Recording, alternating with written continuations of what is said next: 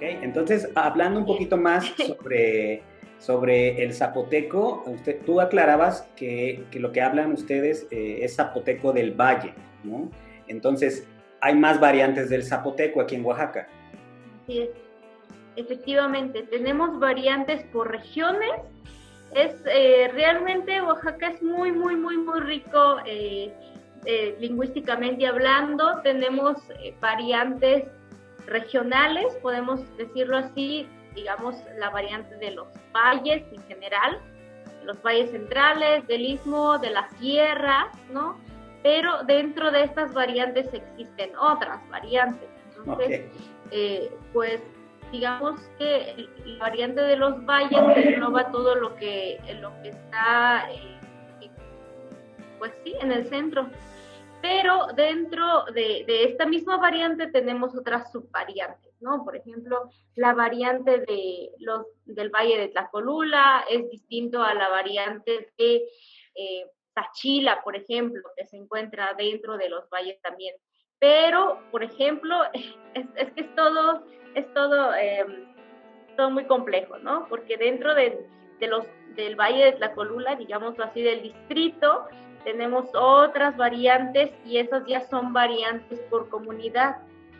Y entonces, pues, si nos entendemos, la gente puede entablar una comunicación y si pueden llevar a cabo este intercambio de información, pero sí varía un poco en lo que son algunas, más que nada vocabulario, fonética y fonología.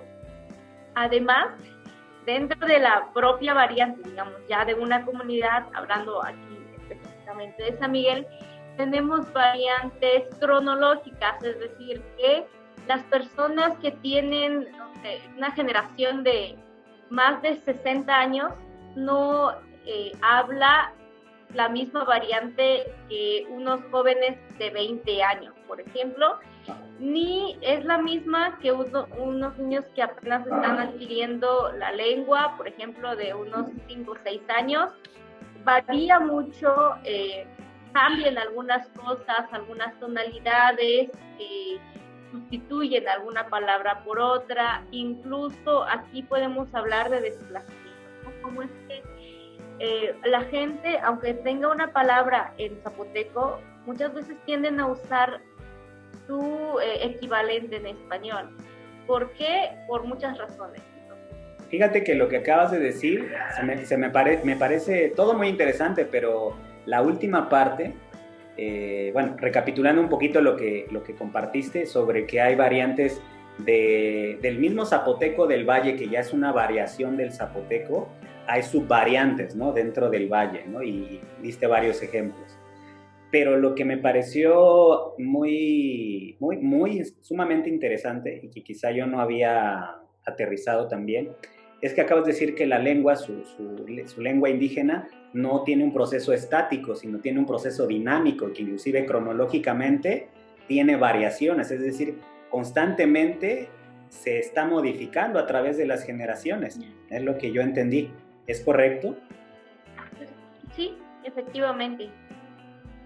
Ok, bueno, me parece algo maravilloso, ¿no? Y que no solamente pasa con las lenguas indígenas, ¿no? Pasa en general con toda la lengua, con el español, con diferentes lenguas, que no tienen un proceso que se estanca, sino que tiene una evolución, tiene una adaptación.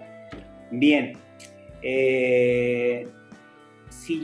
entonces mira, si yo quisiera aprender zapoteco de San Miguel del Valle, pues con ese zapoteco pues no me podría comunicar, por ejemplo, en Sachila, ¿no? Así de manera eficaz. Tendría yo que también aprender las variaciones o las subvariantes que hay en ese lugar. ¿Qué tan, Sí, sí, qué tanta apertura hay sí. en tu comunidad, en específico en tu comunidad, hacia las personas foráneas, ¿no? Que no son de la comunidad, en cuanto a su lengua, en cuanto a sus costumbres? ¿Qué tan abiertos están ustedes? Okay. Creo que San Miguel ha sido una comunidad, les digo que parece comercial, pero realmente sí, porque San Miguel lo tiene todo. Entonces ha sido una comunidad que ha sabido recibir muy bien a estas personas foráneas, ¿no? No simplemente extranjeros, sino personas externas a nuestra comunidad, ya sean de comunidades cercanas, dentro del estado, dentro del país, incluso fuera del país, ¿no? Entonces, San Miguel del Valle ha sido una comunidad que siempre ha estado pues dispuesto a compartir un poco de nosotros con la gente, ¿no? No solamente hablando, por ejemplo, San Miguel del Valle tiene lugares ecoturísticos, entonces mucha gente nos visita por eso, mucha gente viene precisamente por los textiles, por los bordados, ¿no? Por los mandiles, por los tapetes. Hay gente que viene a ver exclusivamente las fiestas. Hace poco me encontré a una persona que tiene varios doctorados y me dice que ha venido a San Miguel solamente por sus fiestas. Entonces hay gente que viene a eso, hay gente que viene por la comida, incluso hay gente que viene por la lengua, ¿no? Entonces creo que nosotros hemos estado pues bastante dispuestos en este sentido de querer compartir, incluso de querer aportar algo. Entonces yo creo que la gente en San Miguel es muy cálida, es gente muy amable, hablando en general, de verdad. Son gente que siempre van a querer darles algo, no tal vez no económicamente, pero sí compartirles alguna historia, alguna anécdota, un plato de comida, lo que sea, ¿no? Lo que esté a su alcance. Okay, sí, bueno, a mí me consta eso, ¿no? Como ustedes tienen esta parte de la hospitalidad, ¿no? Muy arraigada a sus costumbres. Y pues sí, es una experiencia a nivel antropológico, a nivel social, a nivel cultural, totalmente distinto. Yo sí podría decirles que les cambia totalmente la perspectiva de muchas cosas. Y yo en lo personal he estado en algunas ocasiones en San Miguel del Valle y siempre con muchas ganas de regresar, todo el tiempo. Entonces, sí, como dices tú, parece comercial a San Miguel del Valle, pero creo que si promocionamos o se promocionan muchas cosas que a veces no nos hacen bien, cosas que son nocivas para la mente, para el cuerpo, para muchas situaciones, yo creo que no tiene nada de malo promocionar un lugar que no te hace mal, que al contrario, te ayuda a entender más todo tu pasado cultural e histórico, ¿no? Yo no soy originario de allá, pero pues mis abuelos vienen también de un pasado indígena, ¿no? De ser campesinos, y pues también me ayuda a entender un poco más mis raíces, ¿no? Y arraigarme a esta parte y no desconectarme de esta situación. Entonces creo que lo que aportan ustedes va más allá de la parte económica, sino tiene otro trasfondo más interesante y más trascendente, ¿no? Que el dinero no puede pagar, ningún dinero lo puede pagar. Bien, fíjate, la siguiente pregunta que a mí es algo que te quería yo preguntar desde que pensé en esta charla. Yo he escuchado mucho toda mi vida, y quizá tú también, ¿no? Tú eres mucho más joven que yo, que cuando hablamos de una lengua indígena le decimos dialecto, y lo he escuchado en todos los lugares, en todos los niveles de personas, y que hacen referencia a una lengua indígena como dialecto. ¿Es correcto esta manera de referirse hacia una lengua indígena? Sí y no. Sí y no. No, ¿por qué? Porque dialecto es sinónimo de variante. Entonces, pero como tal, el zapoteco no es un dialecto. Es verdad que tiene dialectos, es decir, que tiene variantes, que tiene variación, ¿no? Que puede ser diferente en lugar y tiempo determinado, pero el zapoteco es constituida como una lengua como tal. ¿Por qué? Porque tenemos todo lo que tiene una lengua. Tenemos gramática, tenemos pragmática, podemos hacer un estudio de fonética, fonología, morfología. Es toda una lengua completa, ¿no? Tiene todo un trasfondo. Entonces, como tal, es una lengua. Entonces, es incorrecto llamarle dialecto. En general, es una lengua. Es una lengua bien constituida. incluso puede ser una lengua más compleja que otra, ¿no? Entonces, es como tal una lengua.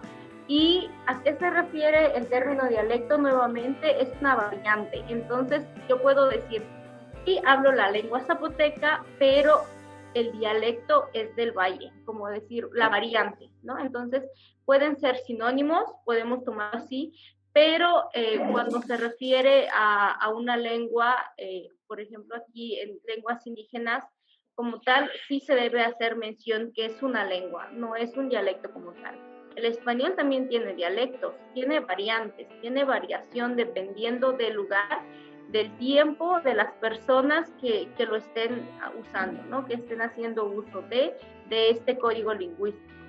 Pero efectivamente es hasta cierto punto incorrecto llamarle dialecto y hasta cierto punto se escucha como discriminación, ¿no? O lo podemos percibir como discriminación de esta parte, hablo de esta parte como hablante, ¿no? Entonces, pues sí, hay que tener muchísimo cuidado con estos términos, como es que la gente muchas veces quiere menospreciar la lengua llamándole dialecto, pero realmente están cometiendo una equivocación en cuanto al significado del término. Sí, pues muchas gracias por la aclaración. Para mí era muy importante preguntar esto porque sí, de verdad que cuando escucho que se refieren a una lengua indígena como dialecto, pues creo que sí, lo acabas de decir, es un trato discriminatorio, es una desvalorización de la lengua y es también una minimización, ¿no? de toda esta riqueza cultural que ustedes tienen de hace muchísimos años, ¿no? Entonces, y que acabas de decir, ¿no? Que esta lengua indígena cumple con todos los requisitos constitutivos y estructurales que lleva una lengua. Entonces, pues ahí está, para que todos estemos con mejor información y pues nos eduquemos en ese sentido y aprendamos a dirigirnos de manera adecuada hacia las lenguas indígenas y darles el trato y el respeto que merecen. Bien, Brenda, hablando de toda esta riqueza cultural y de tu lengua, por ahí más bien, tuve información de que tú hiciste la traducción del himno nacional mexicano del español al zapoteco del Valle. ¿Cómo fue tu experiencia al hacer este trabajo? Ok, esto pasó hace 12 años, más o menos. Fue algo inesperado, podemos decirlo así. Lo que era entonces la Secretaría de Asuntos Indígenas había lanzado una convocatoria. En ese entonces la convocatoria decía concurso, ¿no? Entonces, pues creo que esta parte, ahora sí que haciendo un pequeño paréntesis, creo que esta parte de estas iniciativas que tienen estas personas, ¿no? En general, pues son muy buenas porque realmente nos motivan, un tipo de estímulo realmente muy atractivo entre nosotros, ¿no? Entonces, pues la Secretaría de Asuntos Indígenas había lanzado una convocatoria que decía concurso, ¿no? Y lanzaban la convocatoria simplemente para traducir 2 estrofas, la primera y la última, que son las que más se ocupan. Entonces lanzó la convocatoria, pero vieron que porque ellos ofrecían un estímulo bastante atractivo, bastante grato, ¿no? Pero vieron que mucha gente de muchas comunidades, de muchas lenguas empezó a inscribir. Entonces dijeron, bueno, que ya no sean 2 estrofas, que sean 4 estrofas, las oficiales, la primera, la cuarta, la quinta y la 10ª. Pero nuevamente la gente se empezó a interesar mucho más, a inscribir y todo esto. Entonces al final de cuentas sacaron la última convocatoria que decía traducción de las 10 estrofas del himno nacional mexicano, de español a lenguas indígenas. Entonces, ¿cómo pasó todo esto? Si hubiera sido por mí misma, yo sola, tal vez nunca me hubiera enterado de la convocatoria. Pero ¿qué pasa? Yo estaba estudiando en ese entonces la primaria, estaba en quinto grado de primaria. Tenía una maestra que es amante justamente de todo esto, de la cultura, de la lengua y etcétera. Entonces ella fue la que, pues de repente llega un día, así, no fue específica, aclaro, eso sí, aclaro, muy bien, no fue directamente a mí, ella más bien también lanzó otra subconvocatoria, ¿no? Entonces, a participar, la convocatoria estaba abierta no solo para el grupo, sino para la escuela, incluso para los padres en general, ¿no? Para toda la gente. Pero pasaba que la convocatoria cerraba muy pronto. Entonces, pues ahora sí que prácticamente yo dije, pues bueno, ¿no? Realmente en ese tiempo era toda una novata en cuanto a escritura, en cuanto a la traducción, en cuanto a todo. Era mi primer trabajo, entonces, pero realmente yo siempre, te va a escuchar un poco extraño, de verdad no es como por presunción, pero yo siempre he sido de estas personas que dice, pues no me pongan retos porque sí los hago, pues. Entonces, pues me llamó muchísimo la atención esta parte de la traducción porque nunca había participado en un trabajo así. Además, o sea, además de el estímulo que daba la secretaría de la escuela, también daba como un reconocimiento como tal, ¿no? Entonces, pues me pareció muy interesante, entonces me puse a trabajar, pues prácticamente sí, así como Dios me dio a entender, al principio, aclaro, al principio sí fue así como Dios me dio a entender, porque nunca había estado en contacto con alguna escritura de lenguas indígenas o de alguna lengua autóctona, o no tenía ni idea si existía como un alfabeto, un orden en cuanto a morfología, no la gramática, ni nada de eso. Entonces, ¿qué fue lo que pasó? Pues empecé prácticamente a pasar como tal, literalmente, la letra del español al zapoteco. Al principio sí fue todo literal, pero me di cuenta yo misma cuando lo volví a releer que realmente no tenía como mucho sentido. Entonces, es verdad que una traducción literal nunca va a ser realmente lo que queremos dar a entender, lo que queremos interpretar. Entonces, ¿qué pasa? Usé muchos préstamos léxicos del español al zapoteco, ¿no? Cabe mencionar algunas como cosas que incluso en español fueron muy complicadas de entender, ¿no? Fue complicado primero entender el español en el que estaba escrito una lengua. Fue mucho más complicado para una niña de 11 años, ¿no? Entonces, pues palabras como cañón, como bridón, como maciosare, como guirnalda, como otro montón de palabras, ¿no? Una lista innumerable de palabras que yo decía, pues, ¿esto qué es? ¿No? Entonces, el trabajo fue primero, gracias a la maestra, de entender primero la letra del himno nacional en español. El decir, ok, bridón es un equivalente a caballo, ¿no?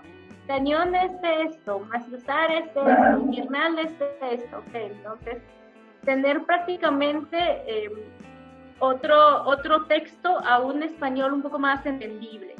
Entonces dije, no, pues prácticamente el primer borrador que hice no tiene sentido, prácticamente no tiene sentido. Entonces, nuevamente, hacer la revisión, ¿no? A investigar palabras, porque, por ejemplo, yo decía, no, o usaba alguna palabra en español tal y como estaba, la usaba en mi texto. Pero algo importante que decía la convocatoria es que no podíamos usar términos prestados, ¿no? de la lengua. Entonces, ¿qué es lo que ellos sugerían? Hacer comparaciones, buscar equivalentes o también apropiarse de la letra y adaptarlo a la cultura, ¿no? Propia. Entonces, pues sí, me puse a investigar